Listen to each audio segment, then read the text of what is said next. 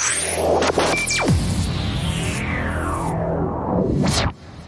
you struggling to balance your modern life and your faith? You're in the right place. Welcome to the Legacy Dads Podcast with Lance and Dante, offering biblical-based wisdom and that weekly dose of what truly works in men's lives. The Legacy Dads Podcast, real men, authentic faith. Here are your hosts of the Legacy Dads Podcast. They're authentic, transparent, and not always politically correct. Lance and Dante. Hey guys, welcome to Legacy Dads. This is Lance, and my partner Dante is back in the house. He's got that problem from we talked about last week taken care of now. How you doing, brother? Good to have you back.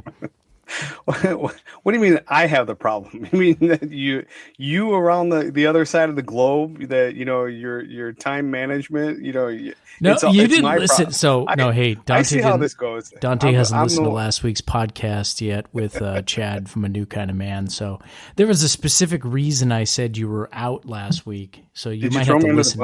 I've already gotten a bunch of text message about it. People spitting coffee on the keyboard and stuff. So. Oh, I can't wait. Yeah. Oh, the joy. Don't worry. I'm sure it's all positive. Yeah. Okay. Mm-hmm. Yeah, absolutely. So, welcome to that one. Sure. Yeah. Welcome to the coronavirus apocalypse, everyone. And Legacy Dads is your weekly dose of biblical manhood. This podcast is for men, husbands, and fathers in all stages of life, where we promote and advocate proven biblical principles for leaving a lasting legacy. So I don't know. We don't want to get into politics right away, but coronavirus is shutting down the world right now, in case you've been living under a rock. But who knows? We'll see how this thing goes in the future. Hopefully I can get out of Africa soon and not get stuck here. So what's going on with you, Dante? You're back in the house, back in the seat today. Back in the house, back in the seat. The apocalypse we had down in the markets was a little bit crazy. You walk into the office at 5 a.m. and Italy is reporting more cases of coronavirus. South Korea, even Iran, and the people in Iran are suspect to the government in truth and reporting, and mass hysteria, global economic meltdown, both in commodities and equities. So yeah, it was just a lot of fun today, let me tell you.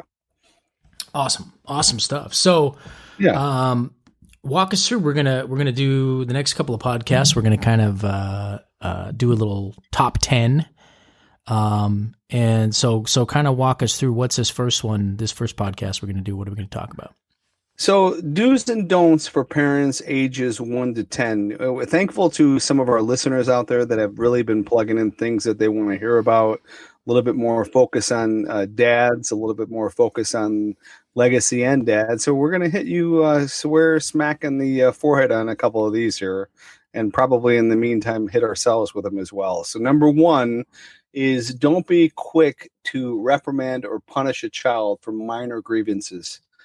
Do have patience and tolerance. Forgive as God has forgiven us. Show that love and model it.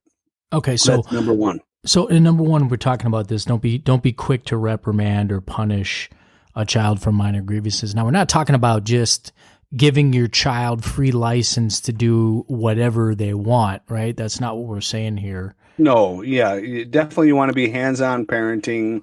As we've talked about before in previous podcasts, not like helicopter, not micromanaging, but, it's got to be equated to the child's development. You give a really good roadmap to that, Lance, on our page, and the roadmap for ages, kids throughout all the way up to adulthood. So follow that. But what we're saying here is, as they have development, the stages of development they're on, obviously the older they get, the proverbial leash gets looser. But you got to, protect a child that's 4 years old, not walking out of the street and getting hit by a car because mom and dad said, sure, do whatever you want to do. You have to use discernment and some wisdom in the process of what we're talking about here. Yeah. And I think, I don't know about speaking for you, Dante, but for me, I know this was a lot of times not flying off the handle in the moment when maybe the child did something, or there was, I heard hey, something happened at school or whatever like that. It was like, okay, let's give the child the benefit of the doubt. Let's hear their side of this story, and just, yeah, again, that slow to speak, slow to anger, before understanding really what's going on. And I know there's been times in my life where I was ready to explode on a child, and then it turns out, what the child did was actually admirable, or they were in the right. They were just defending a friend or defending what they believed in. And then it's like, okay, hey, that makes sense to me. Maybe I'm really glad I listened first and didn't let my mouth, or fly off the handle or something like that. So I can definitely see how this would be applicable in that. So I'll jump in. I'll hit number 2 here, Dante. So number 2, yeah. Don't show limited emotion. And by that we mean don't hold back affection, or don't base our affection or that emotion based on a child's efforts or something that we may approve of, or a child's behavior. So so going back to number 1, if the child is misbehaving or something like that, that doesn't mean we withhold love and affection from our child as a way of punishment. So yeah, really, I mean, God forbid if God was with us like that and it was conditional love, because I'd be like, where are you, God? God, where are you? Yeah, every day. Oh, okay, Dante, you woke up, and now I'm just going to ignore you because God help us if that was the case. So this is what we're talking. I mean, this is, again, we talked about this. We hammered on this with the marriage too, but this is that unconditional love. This is saying that even though if the child disappoints us or their grades are down or whatever, it doesn't mean we stop showing them love and affection, and we make that very clear. And I made it clear with my kids when we were disciplining them to say, hey, listen, I love you, but I have to discipline you, and there's consequences for what you did. But I do love you, and that has nothing to do with, it doesn't change my love for you by having to discipline you or to ground you or whatever it may be. But I think that's what it is just letting the child know our love isn't contingent upon their behavior, their grades, or some sort of effort-based metric. Does that make sense to you, Dante? Yeah, and that's right. I mean, you don't want your kids to grow up checking boxes because, all of a sudden when they're 18, 19 and they do that, I mean, 1, you're going to impact the relationships they have.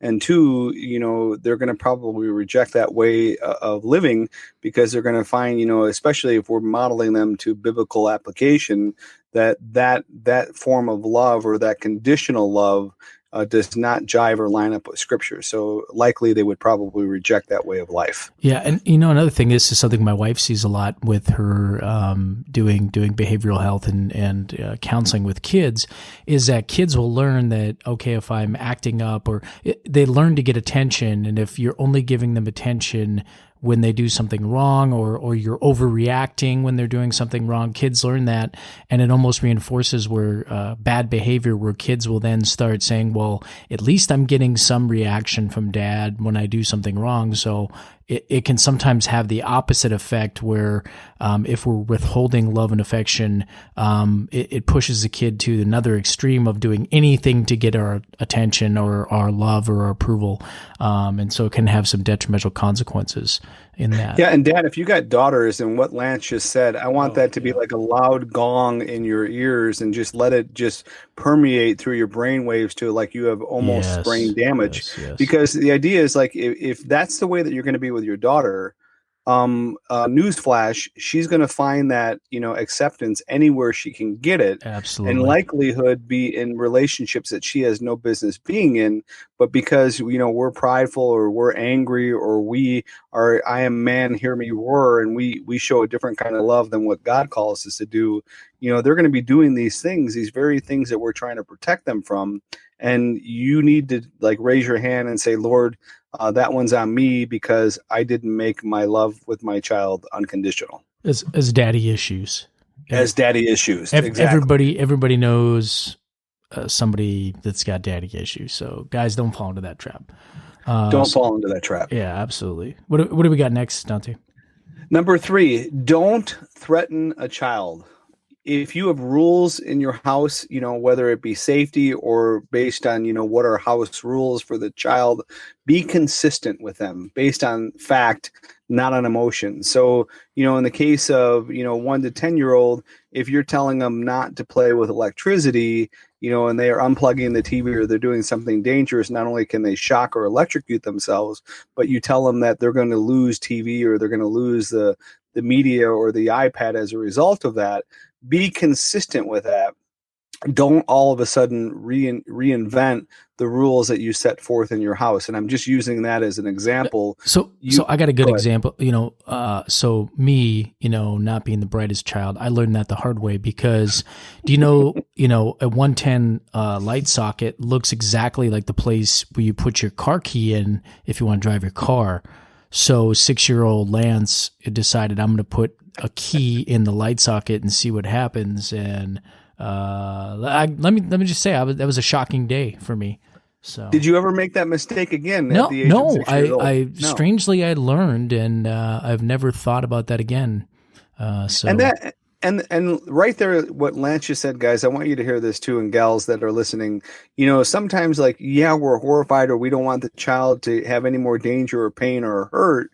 But, instead of coming down them on even more, sometimes you have to assess, if you're not sure the wisdom of the discernment in the situation, pray on it, talk to your spouse before you potentially overreact.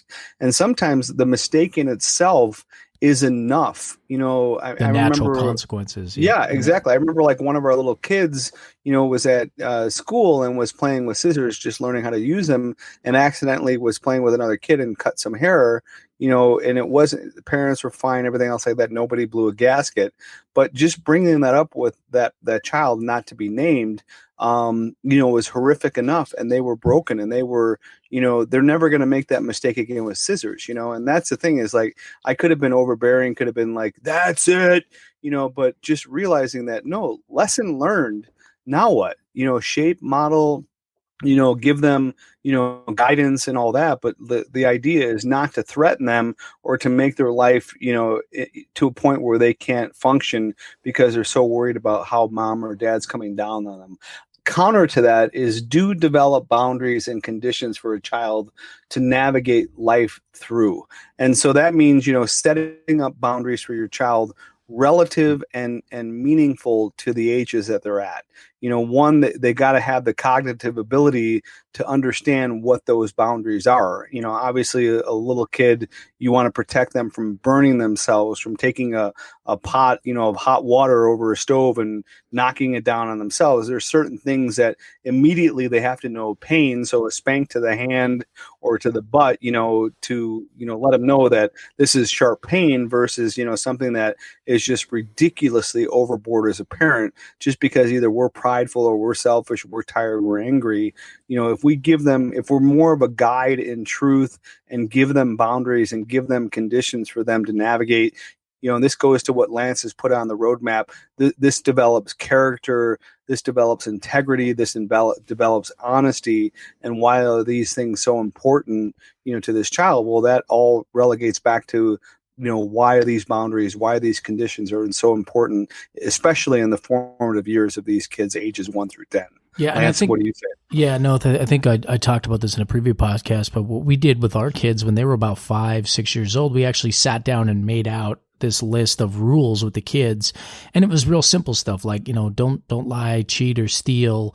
And then we kind of added in some fruit of the spirit, Galatians 5:25 stuff in there. And from there, then that was the rules. And we actually typed it up and it was on the wall. I framed it. And that's what the kids knew. That was the baseline. And it was like, okay, if you break one of these rules, you knew that there was going to be consequences. And it was pretty clear. It was pretty clear cut. And there was never any questions about it at that point. And if it was ever any questions, we could say, hey, what were the rules on the wall that you helped me develop these rules? You broke the rules, so now there's the consequences. So I didn't ever have to overreact or anything like that. But I'm not saying that I didn't, because there were times I overreacted, but I always tried to say, I didn't have to threaten the child. I'd say, okay, hey, you knew the rules. There's the rules right on the wall. You broke the rules, so now here's the consequences. I think it just makes it a lot easier for us. So when we're talking about these rules, I'm going to get into number 4 here. And number 4 is don't overly protect your kids from failure. And so what I mean by this, and we talked about this in our podcast on overprotective parenting, but we want to encourage them to keep trying and always keep learning, but they're going to fail. And when they fail, we don't always run in and try to save them from the consequences of failure, or rescue them and make sure they never experience failure in their life, because we want them to experience failure in some of these smaller areas, because that's how they're going to learn resilience, and that's how they're going to learn to overcome. Does that resonate with you, brother? Yeah, absolutely. And that's the thing, too, is that when we fail on this process, or things go wrong to what we're seeing in our own failures, and we see our kids going down that road of failure, is that we're encouraging them, hey, yes, you're going to fail. And yes, dad's going to fail. Yes, mom's going to fail. But those are the moments that, you can really find the character, you can find the honesty, you can find the integrity and the response of how you get up from that. And that's the thing, is they really do learn from, failure. And that's the thing, is if we try to create this model of perfection, how morally bankrupt do we leave our kids? And we've seen it time and time again in so many different case studies, even Harvard case studies, that it just morally bankrupt these kids, because we try to protect this child from the pains of life, and this false sense of bubble, and it just creates problems. So I agree with that, Lance. Is don't be afraid to let your kids fail, particularly when life lessons can be learned from that. Yeah, and I was just going to say, just to distinguish this, we're not talking about moral failure or violating some sort of biblical principle. It's not those types of failures. It's just the little things in life. Hey, go try out for that team. Little things like that. It's not necessarily standing back and watching our kids go off the rails morally or anything like that. I would say these are small, insignificant failures, or even, I would say getting in arguments or having disagreements and things like that, letting them work that out with a friend or teacher or whatever it may be. That's healthy for them, and we're not running in to try to save them when they find themselves in the situation. Yep, agreed. Okay, agreed. What do you got next here, Dante? Number 5, don't criticize and compare your child. That is one of the most dangerous things you can do with your kids, is comparing them, either to siblings or criticizing them to other children, particularly if you don't know the situation of who you're comparing them to, like little Johnny, he's perfect, or something along that line. Dante's the smart one, and Lance is the creative one. And then you realize, well, wait a minute, this kid's a bully, or this kid's morally bankrupt. Not only are you doing damage on that, but you're being hypocritical in the way that you're criticizing and comparing them. But the other thing, too, is do offer selective praise, along with the comfort, encouragement of that child. So I don't want you to sit there and say, oh, you're the most beautiful child in the whole wide world.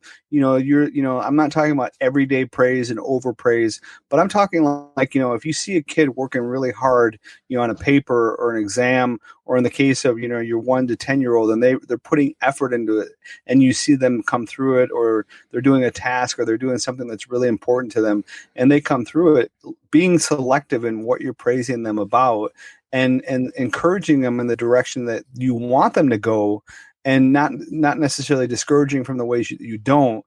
But that's what I'm saying, is when you criticize, when you compare, very dangerous game for your child's development. But if you turn it the other way around and you look for the opportunities, selective praise, you're kind of guiding them and coaching them in the directions that you want them to go, or that builds these qualities and character that we're talking about. Yeah, Dante, I was going to say, I don't know if you've ever seen this with your kids, but I know I've seen this not only with my kids, and I've seen it with other kids too. When it comes to things like grades, we always we would praise based on effort. And I don't know, I mean, there's some kids and there's some people who are just naturally very good at school, and they can put in minimal effort and get straight A's. And meanwhile, you may have another kid that, man, they're studying an hour, 2, 3 hours a night, right? And they're barely, getting B's and C's. And Yeah. we looked at that. If we had a child that, they worked their butt off and they really tried hard, and then they ended up, pulling off a B, we would say, hey, good job, awesome job. You really put in a lot of effort on that. I'm really proud of you. And I think we have to be careful, like you said, Dante, not to compare the straight A kid that doesn't put a lot of effort into the, B and C kid that's working their butt off. I think it's really important. Have you seen that? Yeah, a middle child, the overachiever, everything that they do, they're good at sports, at, hobbies and everything else like that. And it just comes naturally easy to them. And, sometimes they almost focus too much on it. Where the oldest and the youngest, they have some central processing disorders, they have a little bit of ADD, and, it doesn't come easy. And it's not to sit there and say they're not smart. It's just that they don't study. Or, if they're doing math, where the teacher may say, do it this way and list all your steps, the youngest and the oldest can take a look at the problem, and in their head, they can, have the answer immediately, and it's 100% right.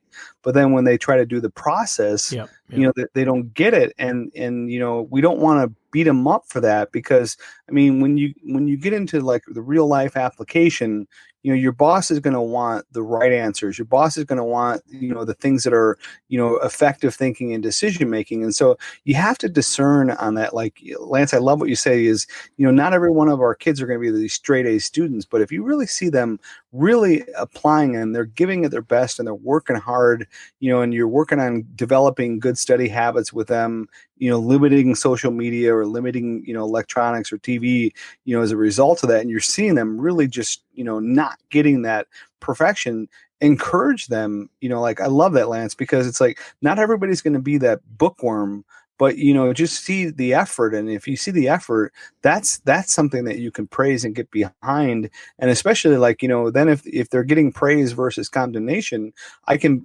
promise you that they're going to want to please mom and dad. And if they see that you're praising them for something that they know they put effort in, they're going to respond accordingly. Yeah, and I'll just say this, dads, and I'll use myself an example here.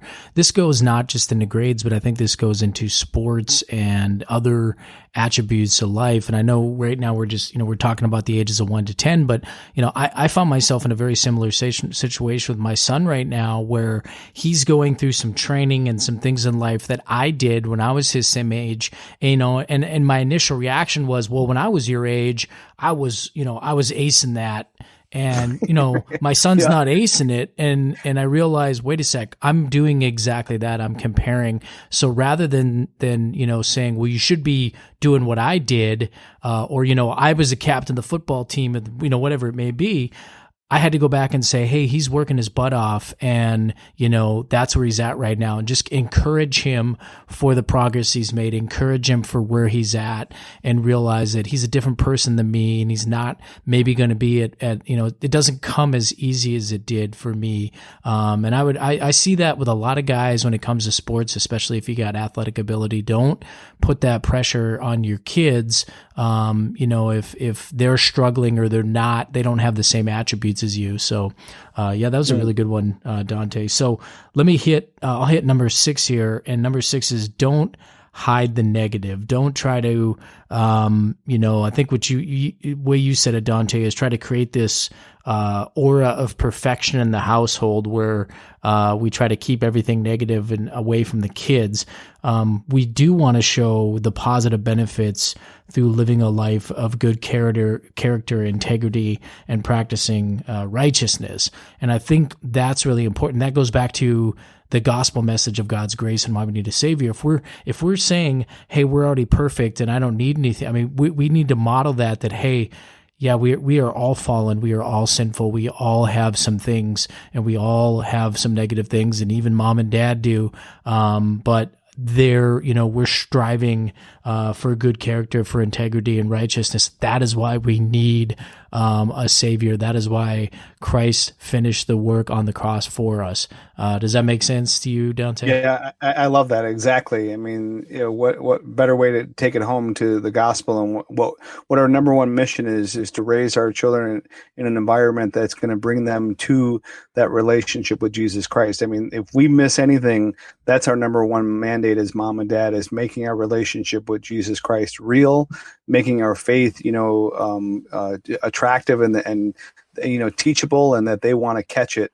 And the idea is that they model what we model to them, they're going to model and make that a real part of their life. So the more what Lance is saying, the more raw you are, the more that you show them that we are all sinners, we are all fallen, saved by grace, the more that we can easily model and walk this out with our children. I love that, Lance. That was great. Dante, we talked about this in our when we did our recent podcast on marriage too, but I think it also goes to living out our marriage in front of our children. And they have to realize that within a healthy marriage, there's going to be disagreements, there's going to be arguments. And it's okay in explaining to our kids that, hey, mommy and daddy, we still love each other. Everything is fine in the relationship. This is just, sometimes we disagree. And maybe breaking it down and saying, do you ever disagree with your friends when you're, it's the same thing. It doesn't mean that I don't love your mom or I don't let it's just that's part of a relationship, is there's going to be disagreements in time where maybe there's some arguments going on. And I think explaining that to kids, sets that, what I would call in the grace-based parenting model, that secure home. So kids know, even though mom and dad are arguing, my mom and dad love each other. They're going to make up. They're not on the verge of divorce, blah, blah, blah. Because I've seen so many little kids that they'll say, my mom and dad are getting a divorce. And then your, 8, 9, 10-year-old come home and they're thinking, are my parents getting a divorce? I heard mom and dad arguing last night. So we need to reinforce that, hey, mom and dad love each other, but we do argue. That's just a part of a relationship. And that's modeling a healthy marriage to our kids as well. Absolutely. What do you got next, brother? Number 7. I think you say this one for me on purpose here, but don't deny the child the right to feel or express his or her feelings or emotional states, or even questioning, if they have questions about God or faith or even the Bible, in the sense of, for instance, we had a kid that sometimes had a hard time expressing themselves, and I was catching myself trying to, check the box, that behavior is not acceptable in this house, and being contradictory instead of just listening to the child, after you calm them down, not, allowing them to go off the rails, but calming them down, getting them to get a normal heartbeat or rate, just getting away from something that either is really angry or frustrating, and then allowing them to not only feel that, but to express it. Because a lot of times when we misconstrue, they're being nasty with sibling, or they're just being disrespectful of mom, maybe they're just hyper focused on, something that they felt attacked by us or that we're not hearing. And there's just a miscue between mom and dad and the child, a miscue between child or between, a peer at school or a teacher. And if we really allow the child to express emotion, no matter how raw it is, I think that really builds, a positive development in the child. And, the other side of that is, do develop your child through biblical lens, the way that God calls us to live and define the abundant life in that process. So, not denying them to express the emotions, no matter how raw. In the case, with my one child, I was getting frustrated because the behavior or the emotion or the rawness and the anger was all coming out. And it was just, to me, I was taking that as disrespect. And the reality is, no, pull yourself back, Dante. Thank God for my wife, but you gotta let him get this out, because if he doesn't get it out with mom and dad, where is this going to metastasize into something that could be destructive or painful, or a situation that we don't? So pulled myself back, listened to his heart, and then it turned into a great conversation. And, something that could have been just brushed under the carpet turned into really good. And that was the thing. And we learned that over the years is different kids, different approaches in parenting. It's not all cookie cutter, and it's not all the same parenting. You have to model this per each of your child. And that's the idea, is to, what are you doing? What's the character development? where you're taking your kid in this process. Does that make sense, Lance? Yeah, absolutely. And and I would add to that too, that we're not saying, if your child's in public and throwing a temper tantrum on the floor, that you don't, you just, he's letting him express his emotions over, No. So there's that, but I'll use an example where I've seen people, and this is kind of a Southern thing. So all my Southern listeners, you guys can beat me up later on this, but where I've seen it with the South where, a child may be frustrated or getting frustrated or about something. And I'll hear a parent say, be sweet. And kind of what I don't know if I think it is just a Southern cultural thing, but the way I interpret that is they're saying, repress your, just act happy. Don't, right now is not the time to be frustrated, or now's not the time to show that you're angry, and just put on that, put on a smile and push those emotions down. And, I understand what they're trying to do, but you have to look at what you're teaching your child is to repress feelings, to hide feelings, to not be authentic. And I think that sets you up for a lot of behavioral health issues down the road if you want to do that. So, rather than saying be sweet, just, maybe, say something else, or say maybe ask the child, how are you feeling right now? Or are you feeling frustrated? You look like you're frustrated. Is something frustrating you? It would be better to question and ask the child and to have a conversation, like you said, Dante, rather than just telling the child, I want you to act this way or look this way because we're at church or we're in public and I don't want you to embarrass me right now. So I would just warn you guys against that. When it comes to denying our child emotions or feelings. So number 8 here is for moms. Moms. Yeah. Sorry. Yeah. Just moms. Yeah, exactly. Just yeah. moms. Yeah. That's No. a ticket. Mm-hmm. No, there's a few dads. Yeah, there's some dads in here too, but no. Okay, so number 8, don't micromanage your child or try to be a helicopter parent. Man, we beat this thing to death, and we did a whole podcast on this. And I originally did this post 15 years ago, and then now they've done all these just research studies on why micromanaging and overprotective parenting and helicopter parenting, why it's so detrimental. And I hope that people are understanding this is not a good parenting practice. But so we got to get this in our head: you're not micromanaging your child. You're not being a helicopter parent, but you do want to be a parent that has healthy boundaries and safe passages for a child to develop into who God has made them to be. Does that make sense to you, Dante? Yeah. Yeah, absolutely. I mean, that's imperative as far as the development of the child. It's healthy, it's biblical. And I love the way that you frame that, Lance. Yeah. And I said, to give you guys, if you guys are out there listening and you got younger kids, this starts at an early age. And I think really what it is, we talked about it in our previous podcast when we went through the stages. And again, if you haven't looked at that, you can go to the legacydads.org website and go on and click on the stages tab, and you'll see this under there. But, one of the things we talked about was, getting our children to be decision makers. And rather than me picking out my kids' clothes, and I've seen parents that do this, they pick out their kids' outfit every single day. We would lay 2 or 3 outfits on the bed and say, okay, you choose what you want to wear today. And giving them that autonomy to start making decisions. Or when we going out for meals, it was like, what do you want to eat? Asking them. I've seen parents who they do everything for their kids, picking their meals, picking their clothes, picking what they're going to do, picking their sports, and it's just like, if your child can make that decision for themselves, allow them to make that decision. Now, that doesn't mean, we just let them do whatever they want without boundaries. We're going to be there for guidance, but we're allowing them to make that decision because that is going to be healthy for their development. Does that make sense with you, Dante?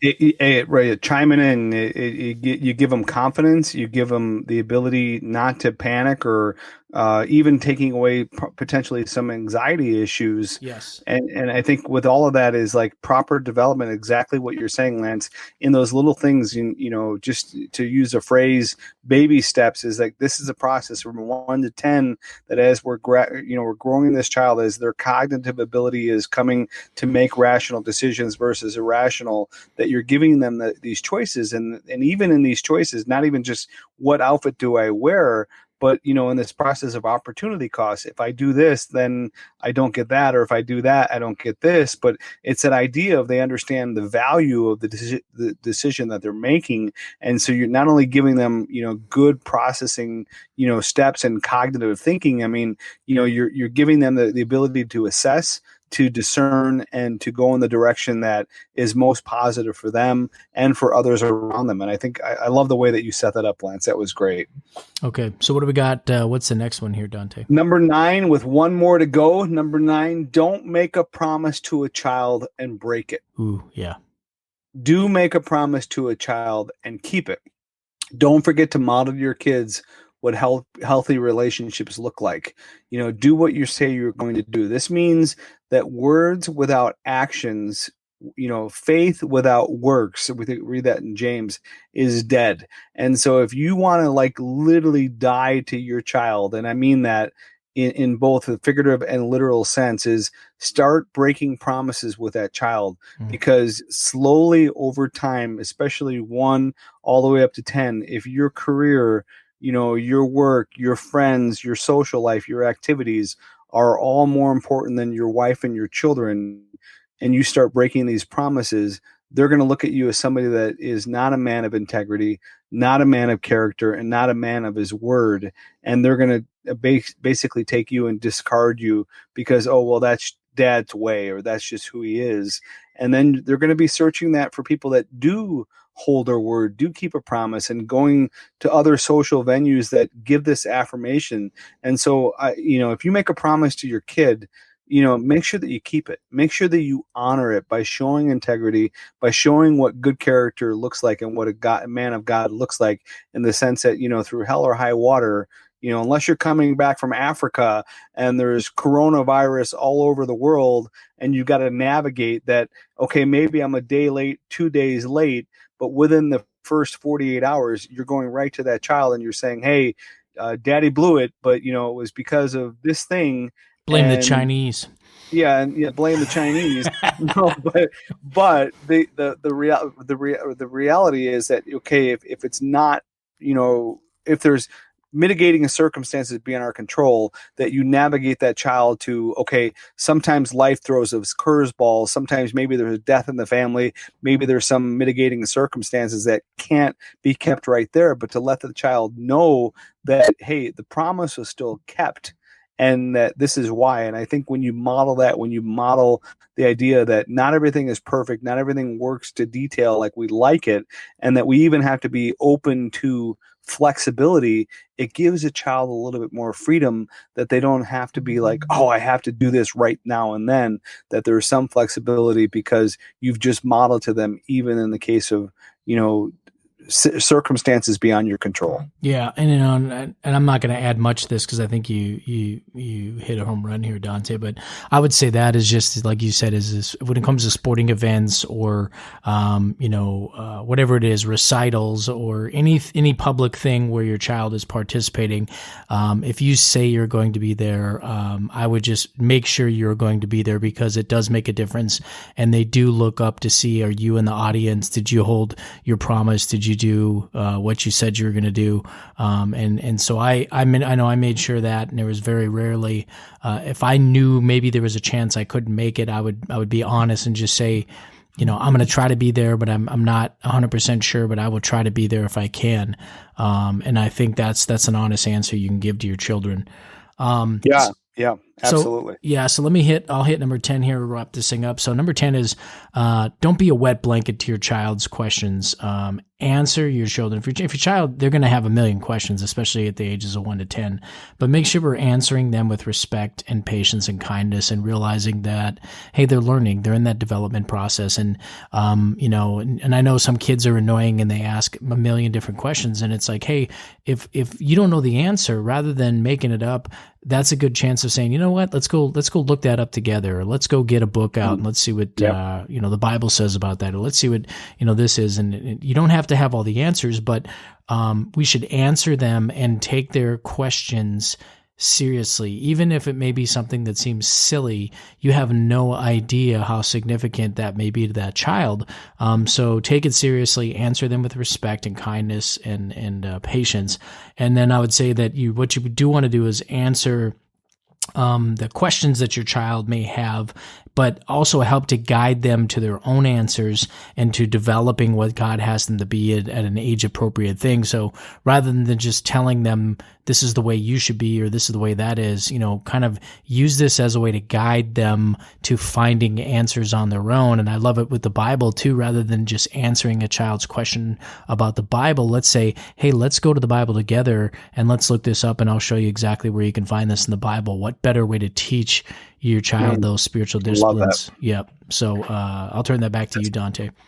That's great stuff. And, as we gave you our top 10, for do's and don'ts for parents, for kids ages 1 to 10, this is not all to be all and all to be all, but this is a framework by which, is modeling, character, modeling integrity, modeling development. And again, I want to point you back to Lance's roadmap. You'll find it on legacydads.org. We'll make sure that we put it as far as a link when we post this podcast, but want to encourage you, if these 10 are applicable to you, some of them, are convicting, like maybe 1 or 2 were hitting me right between the eyes, is to own up to it, and put these do's in practice and kill the don'ts. And the other thing too is, with you and your spouse, if you're married, if you're a single parent, is what are some of your top 10? And are you applying the do's and ignoring or killing the don'ts? And what does that look like? And, we have a closed Facebook group. If you want to put some of your top 10 on there, we'd love to have it, or further discussions. But, this is a process. This is striving to leave a legacy with godly principle for our kids. And we challenge you, don't take what Lance and Dante are saying, take it with a biblical lens and see if there's truth to it. And if it is, then apply it to the way that you're living and modeling this to your children. Yep, absolutely. And so, guys, this was the top 10 if your children are under 10. So I'd invite you, if you've got children who are over the age of 10, tune in next week, and we're going to cover the top 10 for those that are over 10. And even if you don't have kids who are over 10 yet, someday they're going to be over 10. So you may want to listen in on these as well and get a jump start on that. Take notes. Yeah, take notes now, and you can not make as many mistakes as Dante and I did. So with that, guys, I just want to say, as always, thank you for all of your support. You guys can check us out on Spotify, Pandora, and iTunes. Go over there and leave us a great 5-star review if you like what you hear today. Hit the subscribe button. Get a lot of extra subscriptions lately. I really appreciate that. Everybody subscribing and stuff like that, guys. So it really does mean a lot to us. We appreciate that. Yes. You can also hit us up on Instagram and that closed Facebook group where we have a little bit more in-depth discussions on some of this stuff. Like Dante said, go in there. Tell us what some of your top 10 are, because these might be different in your household. So we'd love to hear that as well. But with that, guys, as always, I want to say thank you guys so much. We love you guys. We are praying for you guys. We will see you next time. Take care, and God bless. God bless. Thanks so much for listening to this episode of the Legacy Dads Podcast with Lance and Dante. Real men, authentic faith. For more great content and to stay up to date, visit legacydads.org and on Facebook.com/LegacyDads and on Twitter @Legacy_Dad. If you enjoyed today's episode, please review and subscribe, and we'll catch you next time on the Legacy Dads Podcast. Real men, authentic faith.